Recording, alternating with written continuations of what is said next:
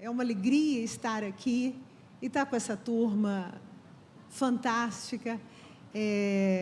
Mary Del Priore, por quem eu tenho maior carinho, Carlos Herculano, que eu já conheço há tantos carnavais e tantas Semanas Santas, né, Carlinhos? Carlos de Brito, que é um craque, estou conhecendo pessoalmente agora. E a gente veio para uma conversa que ela tem um tema meio exótico, muito abrangente, que são mentiras e verdades, realidade e ficção, né?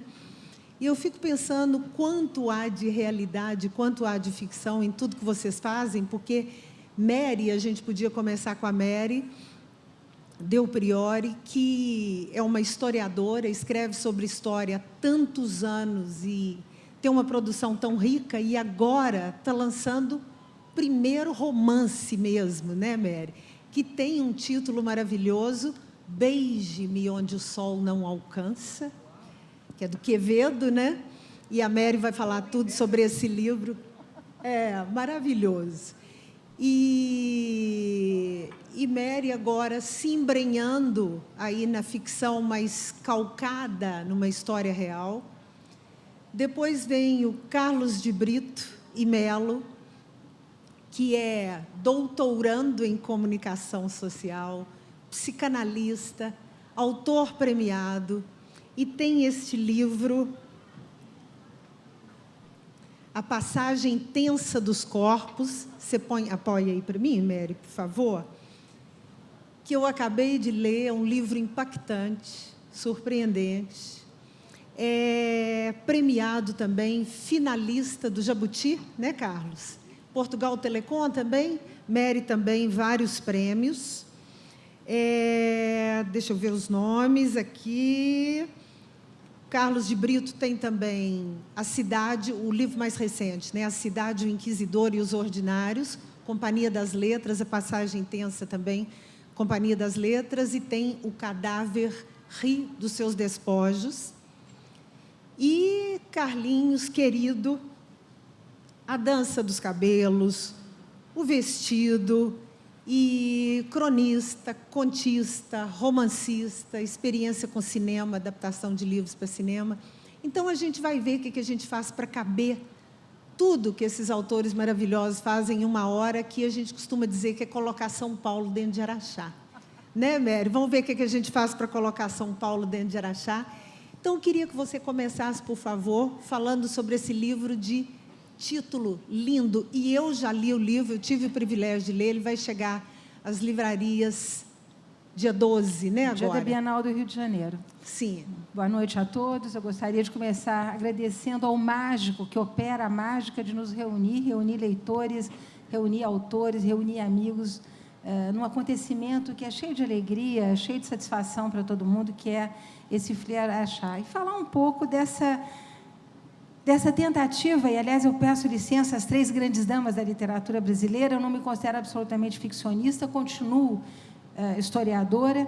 O que eu tentei fazer foi uma coisa que há pouco no Brasil, que é um romance histórico. Nós temos no Rio Grande do Sul um imenso, notável autor que tem trabalhado romance histórico, mas aqui no Brasil realmente nós temos uma lacuna, e a minha tentativa foi migrar um pouco, tentar esposar esses 2 campos, história e literatura. O curioso é que esse livro ele tem também a sua história. Ele se passa em torno digamos, de um triângulo amoroso que existiu no passado, e eu tive acesso a essa documentação e a essa história que eu quero contar a vocês. Um triângulo amoroso curioso, porque trata-se de um conde russo, o senhor Maurice Haritov, que vem para o Brasil em 1864 em busca de um baú. Eu lembro a vocês que, durante o reinado do Tsar Alexandre II, os aristocratas eram 1.800.000, porque, tal como no Brasil, os títulos não eram dados, mas eram distribuídos de acordo digamos, com o desempenho que cada um tivesse na sociedade. Você podia ser um bom professor, tornar-se um barão, você poderia ser, enfim, um bom militar, tornar-se um conde, um duque. Então, esse título, que não tinha absolutamente valor de um título de sangue, de uma aristocracia de sangue, é uma espécie de passaporte para a alegria que esse Maurice Harrithoff vai trazer para o Brasil, tentando esposar alguém que quisesse um título estrangeiro. Ele aqui vai encontrar uma moça muito frágil, a Nicota Breves. Ela vem de uma das famílias mais importantes do Vale do Paraíba.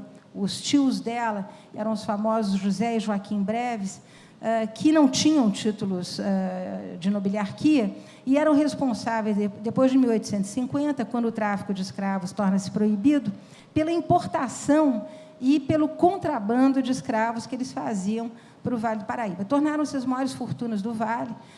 Eles detinham o chamado Reino da Marambaia, que ia do litoral até o sul de Minas.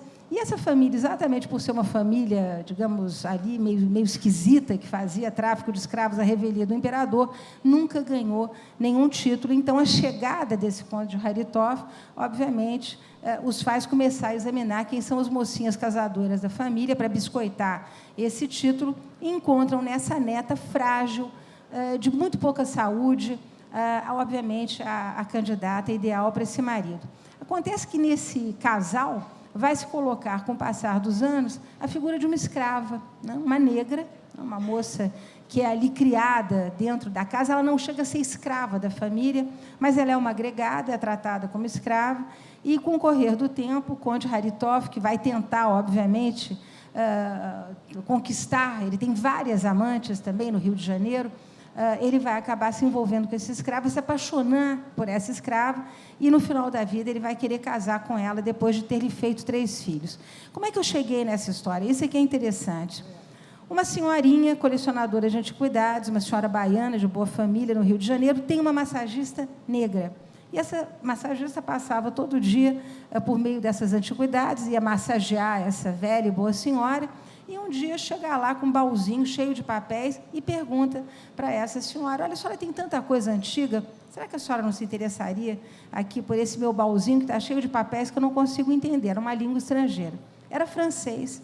E são as cartas de amor, não só da Nicota para o seu marido, Maurice Harrithoff, cartas derramadas de uma mulher que se vê, e aí eu gostaria depois de ter a sua opinião, porque ela vai se vendo lentamente abandonada, solitária, só, quer dizer, com todo o problema da mulher que tem que viver a solidão e o abandono no século XIX.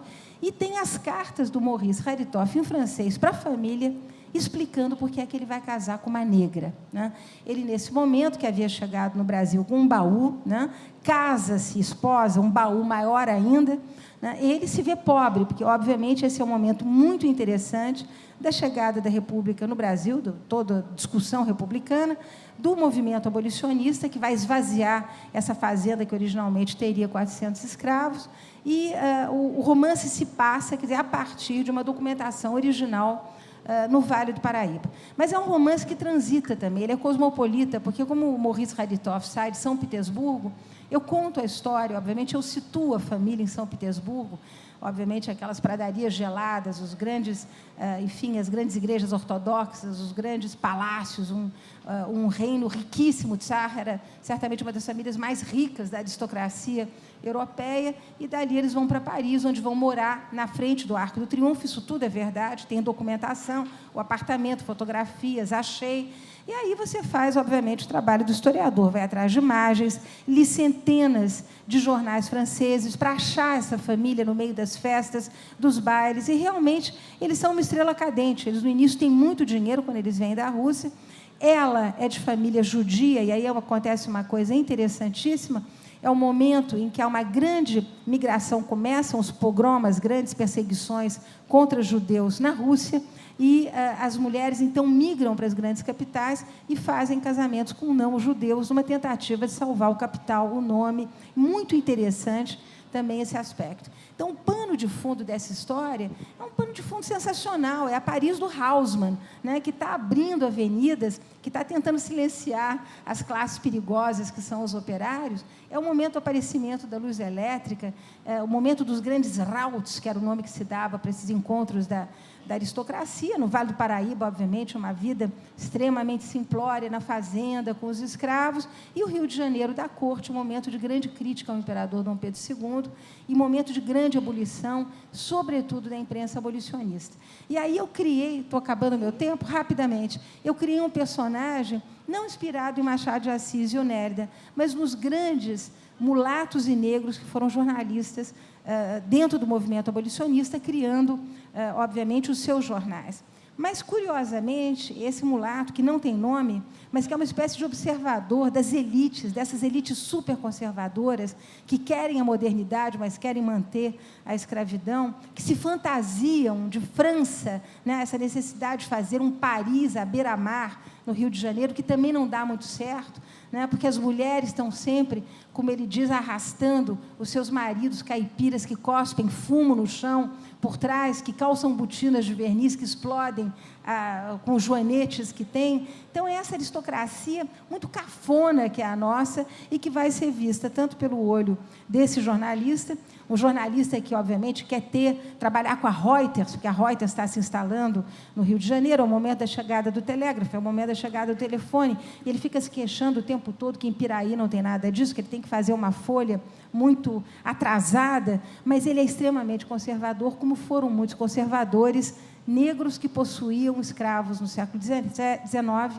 e que vão endereçar, então, ao ministro Cotegipe cartas pedindo para ele não fazer a abolição da escravatura. Isso é uma coisa que pouca gente sabe, que está pouco explorada pela historiografia, mas nós vamos ter uma mobilidade enorme de negros a partir do século XVIII no Brasil, mas pessoas que são extremamente conservadoras, que vão militar em favor da conservação da escravidão. Mary, só uma pergunta antes da gente passar para os dois Carlos aqui, que é só uma curiosidade, uma coisa que me ocorreu, que são os caminhos da ficção, né? Porque você, historiadora, você sempre se debruçou longamente sobre essa documentação, seja no Rio, seja em Paris, Instituto Histórico Geográfico, você sempre viveu mergulhada em arquivos, né? E agora você pegou uma documentação muito rica, né? Parece que tem até uma parte que o Afonso Romano de Santana, né, Marina? Eu tenho que agradecer, o Afonso tem uma participação enorme, porque ele era amigo dessa velhinha, a velhinha tinha pedido para ele fazer uma novela para a Globo, ele me disse que não aguentaria, que não faria nunca, e me passou a documentação. Agradeço ao Afonso. E eu estou me lembrando do Hélio Gaspari, eu vi uma notinha dele falando no jornal que essa história desse triângulo amoroso é a primeira história de um samba enredo que já nasce pronto, né? Porque um conde russo, uma neta do barão do café, mais uma escrava, né? Essa história toda. Mas o que eu fiquei curiosa foi o seguinte: o que teve de mais diferente nesse percurso? Porque, se você pega parte dele, é o seu percurso usual. Muita documentação, muita pesquisa, um detalhamento riquíssimo que você sempre faz nos seus livros, né? Porque você sente os cheiros, você vê os ambientes, você retrata os ambientes de uma forma impecável. Onde que entra ficcionista aí? Pois é, entra ficcionista numa questão que eu até gostaria depois de ouvir o Carlos falar. Como é que se amava no século XIX? Como é que se morria de dor no século XIX? Como é que as pessoas se sentiam abandonadas no século XIX? Hoje, quando a gente se sente abandonada, corre para o médico, toma um Prozac, vai para a academia, faz uma operação plástica e tudo se resolve, né? Ou como é que se ama hoje? Com beijos de língua, abrindo a perna rapidamente, passando a noite no motel. No século XIX não era assim.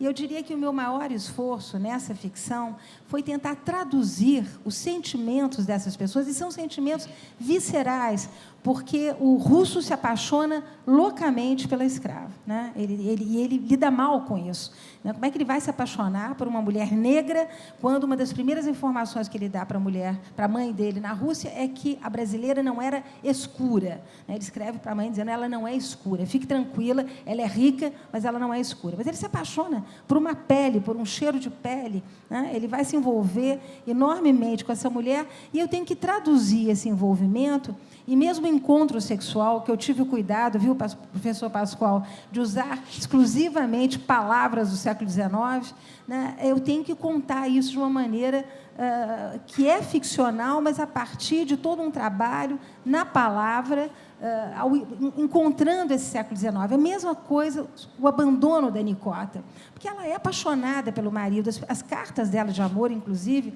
quando ele volta para a Europa, que ele diz que ele vai lutar na Crimeia, é tudo mentira, vai passear lá, enche a cara de vodka com os amigos, sai com os aristocratas russos, mas não toma um tiro, não vai para a frente de batalha, depois manda a fotografia que ele tirou, falsificada, né? Ele lá todo vestido de militar.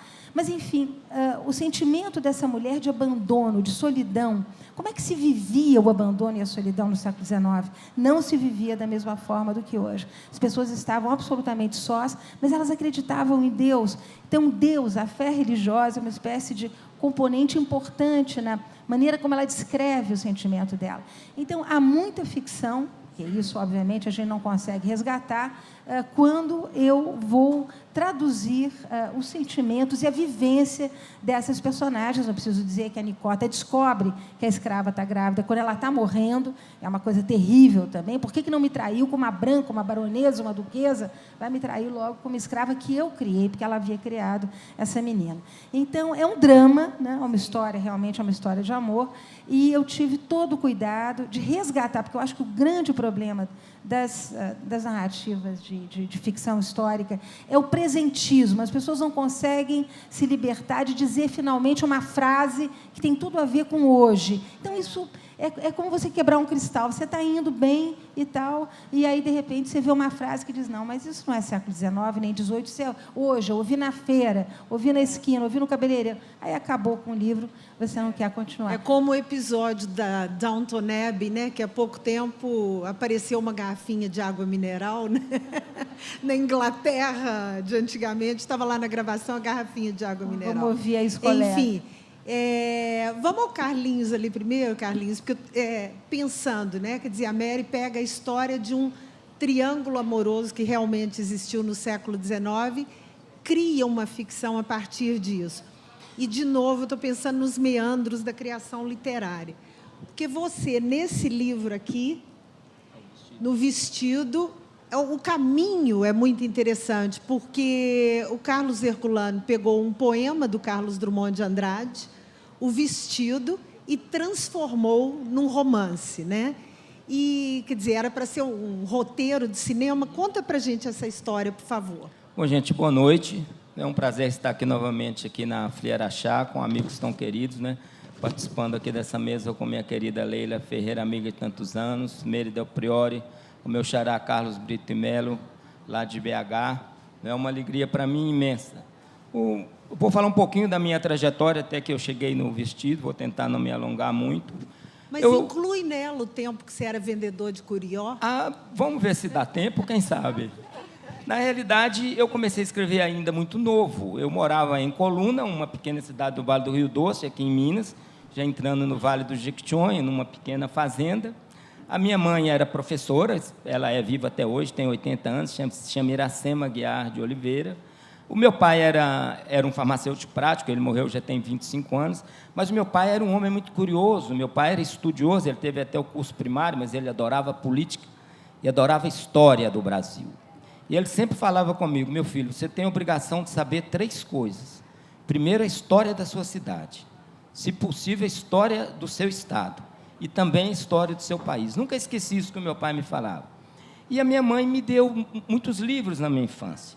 E eu vivia um mundo muito interessante, porque Coluna era uma cidade, eu vivia numa fazenda, eu era filho ali do fazendeiro, eu tinha meus cavalos, meus carneiros, aquela paisagem linda e muita coisa bonita.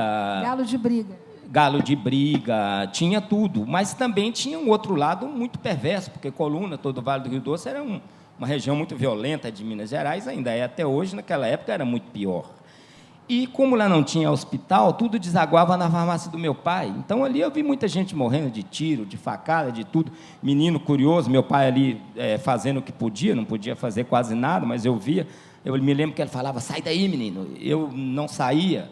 Aí, à noite, era aquela tragédia, né? Eles novos ainda, eu ia dormir numa esteira lá do lado da cama deles, que não tinha coragem de dormir sozinho no meu quarto, né? Eu tenho 7 irmãs, mulheres.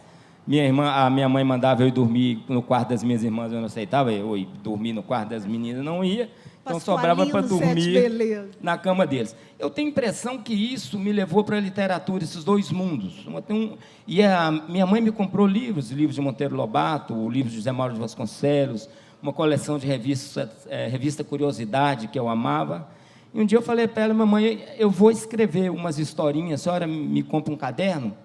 Ela falou: compro, meu filho, vou comprar para você. Comprou para mim um caderno grande, me deu umas canetas, e eu comecei a escrever ali. Lá em Coluna não tinha luz, não é?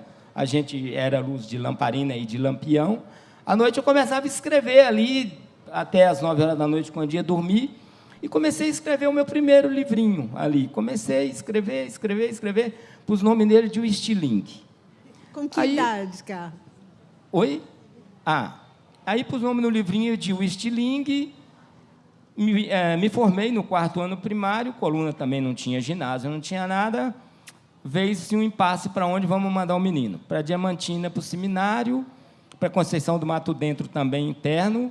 Eu para Conceição do Mato Dentro, um dia os meninos de Coluna falaram comigo como que as coisas aconteciam lá em Conceição do Mato Dentro com o Frei. Eu contei aquilo mamãe na hora me xingou, porque vê se um freio vai fazer uma coisa dessa, e quis me bater, mas ela é uma mulher inteligente, não fez nada daquilo, se informou, acabou que eu vim para BH. Cheguei em Belo Horizonte, eu não sou muito de datas, mas essa eu me lembro.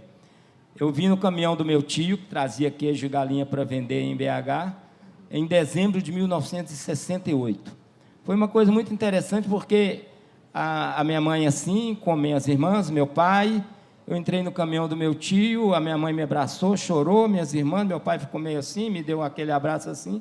Eu me lembro que eu olhei para eles e pensei assim: nunca mais eu vou morar com a minha família. Foi uma coisa definitiva para mim aquilo. Realmente nunca mais morei, não tive vontade de morar e amei eles cada vez mais. Cheguei em BH em dezembro de 1968, no auge da ditadura militar. Fui estudar no Colégio Arnaldo, que era o colégio de padres, o Padre do Verbo Divino, colégio muito rígido, né? Fundado pelo professor Arnaldo Jansen, né? Um padre alemão. Tive professores que lutaram da guerra, aqueles padres antigos, né? Conheci as 2 maiores lendas do Colégio Arnaldo, que era o Padre Simala, o Padre Coqueiro. E o Colégio Arnaldo era meio que quartel, assim, mas era muito bacana o Colégio Arnaldo, porque nós éramos... Ali estudava a elite de Minas Gerais, assim. Eu não era elite, nunca fui, mas... meu pai teve esse desprendimento, fizeram aquele sacrifício doido, me puseram lá no Arnaldo, e lá aconteceu uma coisa muito interessante, porque nós, no início a gente era discriminado por ser do interior, por ser de sotaque, aquelas coisas todas, mas com o tempo nós fomos percebendo, a turma do interior, que a gente já trazia uma cultura dentro da gente que era muito forte, então a gente veio para assimilar outra, e nós nos demos bem ali no colégio. E o Colégio Arnaldo foi também definitivo para mim, com uma imensa biblioteca. Lá no Arnaldo eu li um livro de um escritor goiano chamado Hugo de Carvalho Ramos, um livro chamado Tropas e Boiadas, li com um encantamento imenso, e falei: se esse camarada escreveu o livro, eu posso escrever também, por que não? Aí, não é, fui escrevendo, lancei o meu primeiro livro com 22 anos, um livro de contos, chamado O Sol nas Paredes. A gente vendia de mão em mão nos bares, aí, aquela conversa toda que era contra a ditadura, né? Era muito bom, porque as pessoas compravam, né? E foi ótima aquela experiência. Fiz um vestibular para jornalismo. Meu pai, que era louco para eu ser médico, porque ele é farmacêutico prático, coitado, não pôde estudar. Eu não tinha nenhuma vocação para médico. Fiz um vestibular para jornalismo. Comecei a trabalhar no estado de Minas muito novo. E ali eu conheci Wander Piroli, conheci Roberto Drummond, conheci Murilo Rubião, conheci Bartolomeu Campos de Queiroz, conheci Dona Lúcia Machado de Almeida, através do jornal. Fui conhecendo todo mundo da literatura lá de Belo Horizonte, fui fazendo amizade com essas pessoas, foram minhas amigas a vida inteira. E, em seguida a esse livro, O Sol nas Paredes, eu escrevi um outro livro de contos, chamado Memórias da Sede. E aos 24 anos, em um dia de carnaval, assim, eu tinha uma namorada que tinha brigado comigo, assim, porque eu tinha feito umas artes, aí ela descobriu e terminou o namoro comigo. Eu fiquei muito triste, que eu gostava muito dela. Os meus colegas todos viajaram e eu fiquei sozinho na República aí, que a gente morava. E tive a ideia, vou escrever um livro sobre mulheres. Vou escrever um livro contando história de mulheres. E comecei a escrever um livro, lembrando daquelas mulheres antigas da minha terra, enfim. E a coisa foi tomando corpo, não é? Foi tomando corpo. Mas eu pensava, para eu escrever um livro sobre mulheres, eu tenho que agir como se eu fosse uma mulher. Eu tenho que escrever como se eu fosse uma mulher. E fui, assim, pensando como que uma mulher faria, como que eu faria como se eu fosse uma mulher. E aos 24 anos eu escrevi o meu primeiro romance, que se chama A Dança dos Cabelos. Ninguém queria publicar. Eu ganhei o prêmio Guimarães Rosa com ele, na época era um prêmio importante, um prêmio nacional. O livro é maravilhoso. Oh, muito obrigado, Mary. Mas ninguém quis publicar. Até que um dia, eu estou contando isso para também me referir ao Afonso Borges, ele me apresentou para a Rose Marie Muraro. A Rose estava com uma pequena editora lá no Rio, Espaço e Tempo. Ela leu o livro e tenho essa imensa gratidão para ela, que ela me lançou, não é, assim, no espaço fora de Minas Gerais. E fui continuando a minha trajetória, fiquei 10 anos no estado de Minas numa primeira fase, depois saí, fiquei 3 anos viajando pelo mundo afora, não é? E quando voltei, eu estava sem dinheiro nenhum para nada, que tinha gastado tudo. Aí eu comecei a vender queijo e cachaça, trazia lá da minha terra e buscava queijo e cachaça, tudo clandestino, sem pagar imposto. Você gastou o prêmio todo na viagem, Gastei, né? o prêmio todo na viagem. E depois teve que vender queijo. Não é? Comecei a vender queijo e cachaça, enfim. Depois veio a Bienal da Nestlé, veio o concurso da Bienal da Nestlé em 1990. A coisa mais maluca que já aconteceu na minha vida foi isso. Estava conversando com o Marçal aqui hoje, que ele ganhou o prêmio também. Eu pensei assim, eu vou escrever um livro para ganhar esse prêmio. Eu preciso de ganhar esse prêmio.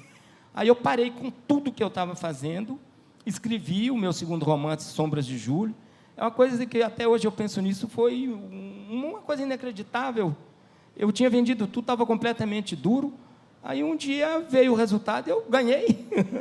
Ganhei o primeiro lugar com esse romance Sombras de Julho. Marçal Aquino ganhou com As Fomes de Setembro. E esse prêmio, eu estava conversando com o Marçal hoje, ele foi um divisor de água nas nossas carreiras, tanto na do Marçal como na minha. Eu voltei para o estado de Minas, não é? Continuei trabalhando lá, continuei escrevendo meus livros. Estou falando muito rapidamente, o nosso tempo é curto. Até que um dia eu fui a São Paulo, participar de uma mesa lá com Fernando Sabino, Roberto Drummond, e na Biblioteca Mário de Andrade. Aí lá estava o cineasta Paulo Thiago, e o cineasta Marco Tiberg já tinha filmado esse romance Sombra de Julho, que eu ganhei, esse prêmio da Nestlé. Saímos depois, num restaurante, os mineiros. O Paulo Thiago falou, Herculano, vim aqui só para te conhecer, porque eu li os seus livros, eu tinha publicado também outro romance chamado O Último Conhaque, e gostei muito, e eu vim aqui para te convidar para você fazer... A gente estava numa mesa, e o Fernando Sabino estava do lado, assim, tomando uísque. Te convidar para você fazer o argumento do poema do Carlos Drummond de Andrade, Castro do Vestido, para mim, que eu sonho filmar esse poema. Tem mais de 30 anos que eu quero filmar esse poema. Eu falei, rapaz, quem sou eu? Como é que eu vou pegar não tenho esse atrevimento de pegar um poema de Carlos Drummond de Andrade e transformar ele num livro.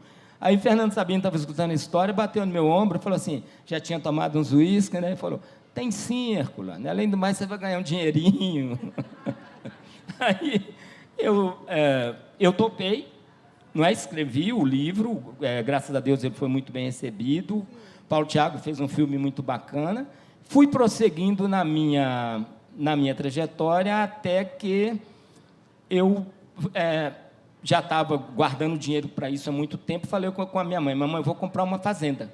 Ia comprar de uma vizinha nossa, que eu sempre quis ter uma fazenda. Aí minha mãe falou, meu filho, isso é uma bobagem que você vai fazer? Eu falei, não tem problema, mãe, na vida a gente faz muita bobagem. Porque a minha mãe, a gente briga muito, mas eu não faço nada sem ela, sem consultá-la. Aí um dia minha mãe falou comigo, você quer comprar mesmo fazenda, meu filho? Eu falei, quero. Ela falou, aonde você nasceu? Eu falei, nasci aqui, a gente estava na fazenda. Onde você brincou com seus carneiros? Foi aqui. Onde você pegou seus passarinhos? Foi aqui. Então você para com essa palhaçada de querer comprar outra terra, que você vai comprar a terra onde você nasceu. Aí eu comprei a fazenda de herança, enfim. E como eu não sei dirigir, eu vou lá todo mês, tem 12 anos isso. e vou no ônibus que vai para Carbonita e para Itamarandiba, o ônibus do Vale do Jequitinhonha, ali, aquele povo simples do Vale do Jequitinhonha, e eu vou na poltrona 27, não é? E um dia eu pensei, gente, eu estou escutando tanta história aqui, tanta história, que eu vou escrever um romance.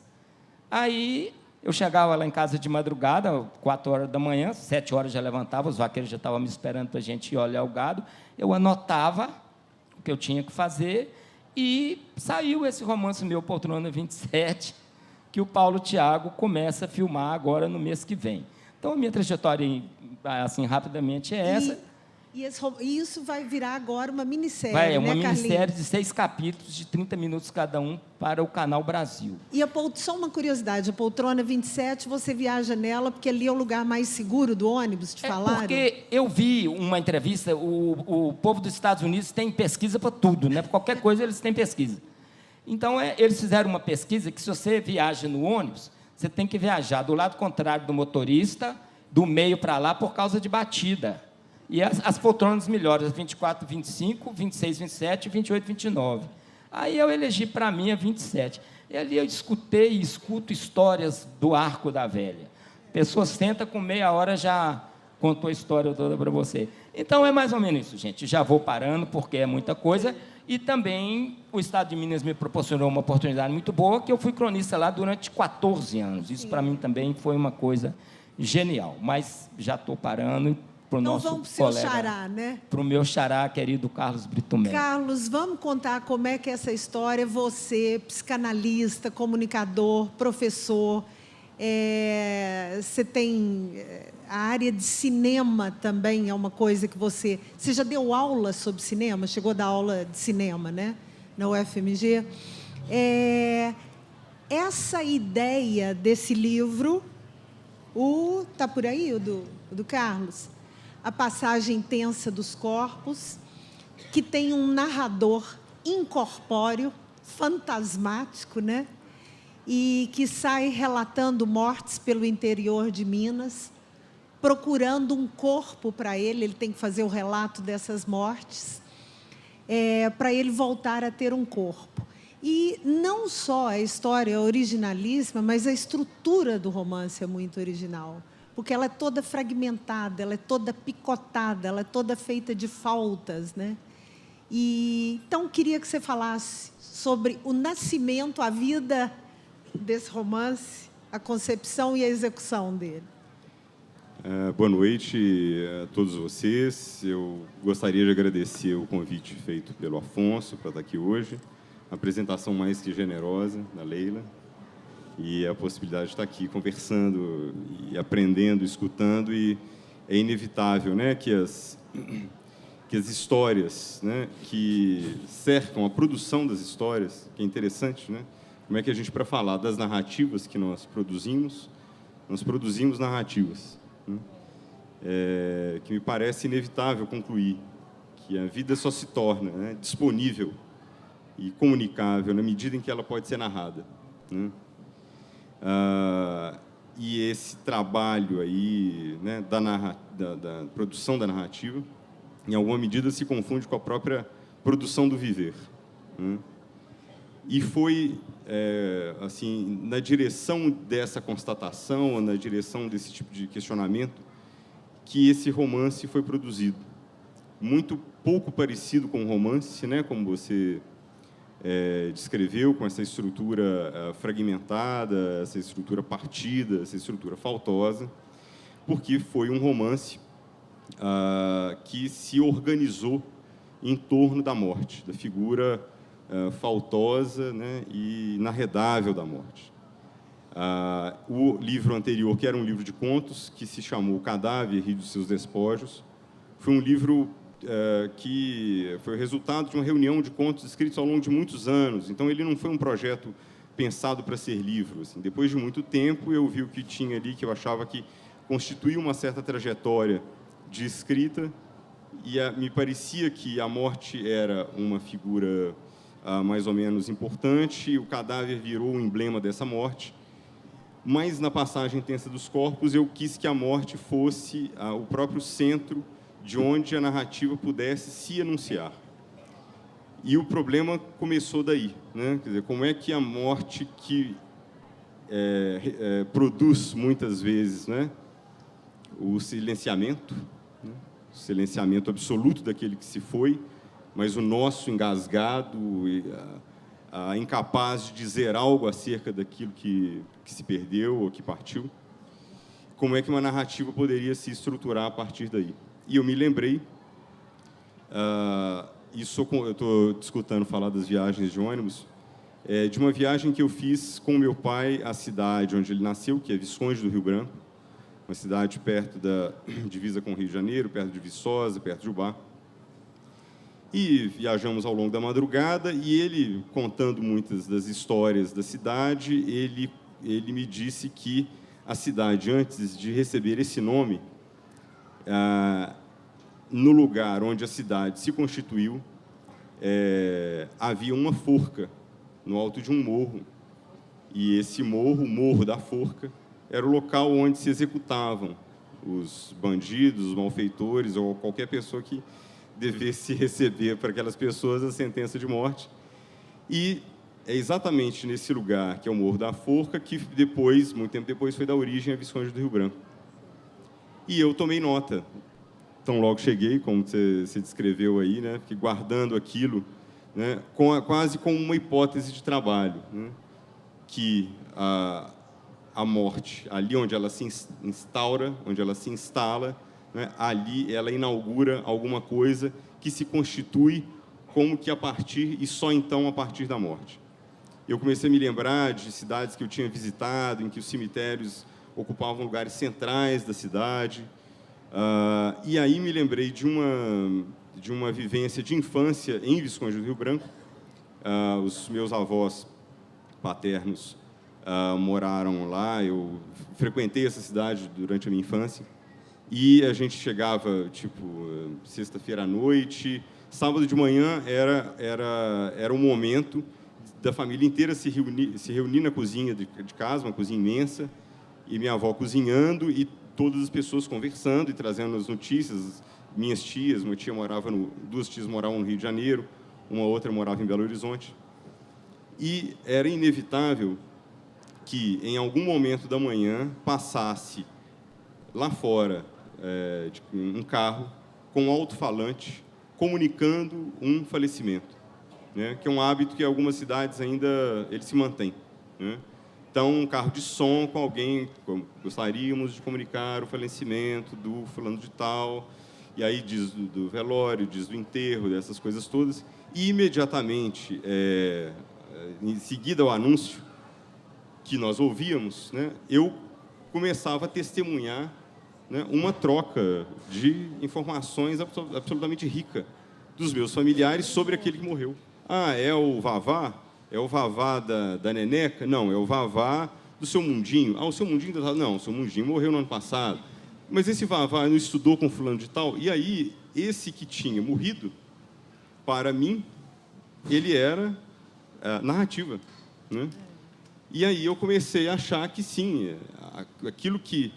E aí, se há a ficção não precisa se preocupar com isso, né? Mas se existe uma ideia aí que anima e que animou a escrita desse livro, foi essa constatação, pelo menos para mim, de que ali onde a morte se estabeleceu, ali começa uma narrativa, né? E foi com isso que eu elegi aí esse estado que para mim é ao mesmo tempo tão sedutor e ao mesmo tempo tão difícil, que é o estado de Minas Gerais, com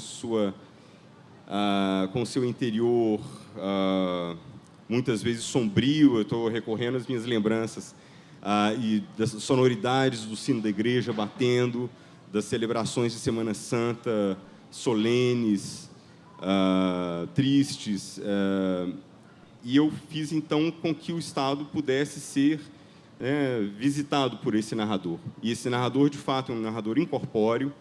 Ele, em alguma medida, ele é a própria língua que narra, né? Durante o romance se esclarece por que é que isso aconteceu, em que evento aí que teve lugar, que fez com que esse narrador se produzisse enquanto falta, mas uma falta falante, uma falta que enuncia, né? E esse narrador, então, ele vai percorrer as cidades de Minas Gerais, descrevendo, como se fosse um arquivista, descrevendo as mortes que lá tivessem ocorrido. Porque ele precisa, como você disse, né, ele precisa construir para si um corpo, né? Mas para que ele construa esse corpo, ele precisa que ele fale dessas mortes, no sentido de que a linguagem, ao passar por aquele despojo, ao passar por aquele resto, né, recupera desse resto algo para aquele que faz a enunciação. Ele é o carro de som de Visconde do Rio Branco, né?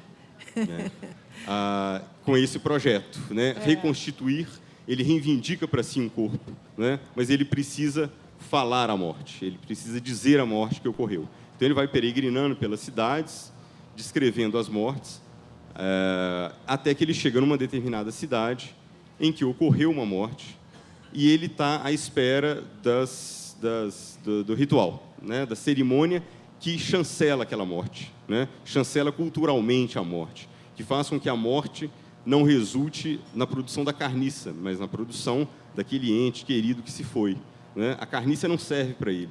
Ele precisa que a morte seja constatada oficialmente, assim declarada, para que ele possa, descrevendo algo desse corpo que morreu, trazer para si algo fundamental para a sua constituição. Só que nessa casa onde ele chega, e onde essa morte está terminando de ocorrer, é a morte de um pai de família, com uma esposa, uma filha e um filho.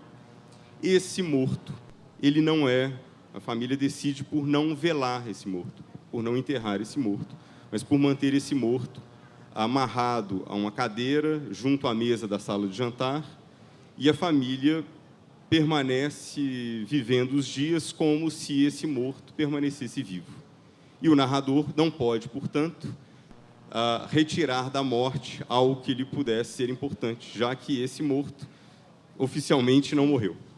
E ele fica, aí a narrativa, assim, o romance aí são as consequências, os desdobramentos, né, desse incorpóreo que precisa do velamento do morto. Eu ia engatilhando uma pergunta aqui, me deram sinal que a gente só tem 5 minutos, gente. Vamos tentar fazer pelo menos uma coisa aqui, porque o que está me ocorrendo, no livro do Carlos, você tem a figura impressionante, porque tem aquele homem amarrado numa cadeira na sala de jantar, a mulher dele e a filha se recusam a reconhecê-lo como morto, preparam uma festa de casamento com um noivo que ainda não existe, né? Com aquele morto sentado ali na sala de jantar. Então, aquelas duas figuras femininas estranhíssimas. E aí eu penso na figura feminina, que é a Nicota Breves, do livro da Mary, né? Que é uma figura que tem tudo para ser frágil e, de repente, tem uma força impressionante. No livro do Carlinhos, O Vestido, a mulher que ama profundamente o marido e, de tanto amar, decide cedê-lo para outra que ele ama, né? Num ato de paixão generosa e tresloucada.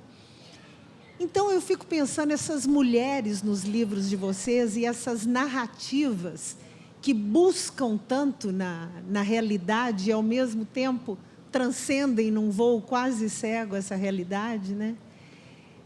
Não sei se dá para a gente falar nesse tempo tão curto, mas, assim, a mulher, a realidade, a ficção, os amores, a paixão, nesse mergulho que vocês fazem, quanto disso é consciente e em quanto disso vocês são levados por essas figuras?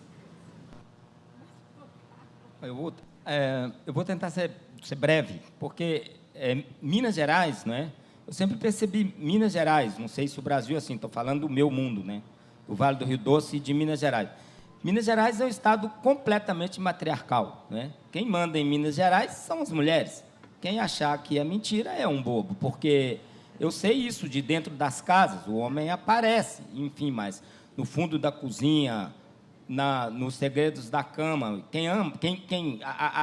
a última voz de Minas é a voz das mulheres, né?